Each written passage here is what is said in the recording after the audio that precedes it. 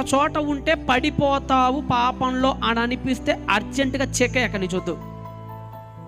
మనలో కొంతమంది కొన్ని బలహీనతలు ఉన్నాయి. ఆ బలహీనత ఏంటో కూడా నీకు తెలుసు, తెలియనంత అమాయకుడు అయితే కాదు, నీకు తెలుసు. ఆ బలహీనత నీకు పాపంలో పడేస్తుంది అన్నప్పుడు ఆ స్థలం నుండి వెళ్ళిపో. జారత్వమునకు దూరముగా నడువుడి అనలా, పారిపోండి. దేనికి దూరంగా? మనం దేనికి దూరంగా పారిపోతాం? రోడ్డు మీద కుక్క కనబడితే వాళ్ళంత దూరంలో పోతుంటాడు వీడు. నువ్వు జంతువులకో లేదంటే మన పక్షులకో పురుగులకో కాదండి. కొంతమంది కరెంటు తీగ కనబడితే దూరం జరిగేస్తుంటారు, ట్రాన్స్ఫార్మర్ ఉంటే దూరం జరిగేస్తుంటారు. వీటికి కాదు, వీటికి జరగాలి కాదనట్లేదు. వీటికంటే భయంకరంగా నిన్ను చంపేసి ఇంకోటి ఉంది.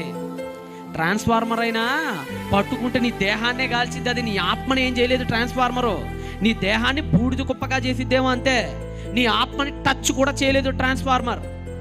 కానీ నీ ఆత్మని నీ శరీరాన్ని రెండింటి బూడిద కుప్పలుగా చేసే ఒక అతిపెద్ద డేంజరస్ ఒకటి ఉంది, ట్రాన్స్ఫార్మర్. ఏంటది? Sin. SIN. It's very dangerous to humans. దీని జోలికి కాదు కదా, దీని దరిదాపులో కూడా ఉండవు.